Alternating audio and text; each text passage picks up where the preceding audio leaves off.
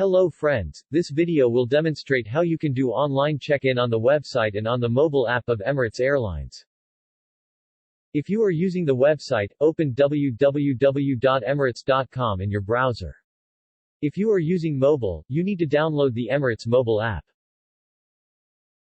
Website check-in.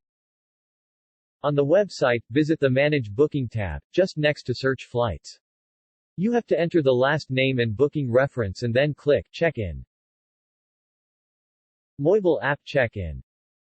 On the mobile app, go to My Trips in the bottom sticky menu. Then, click on Add Booking and enter your last name and booking reference. Click Add Booking, and then you will be shown the option of Check-in. Using this option, you will be able to complete the check-in process.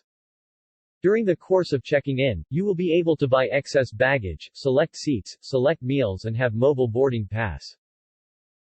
Thanks for watching this video. If you have any questions, ask these in the comments section below the video. If you find this video useful, please like and share the video. Do subscribe to our YouTube channel and press the bell icon to keep receiving the notifications.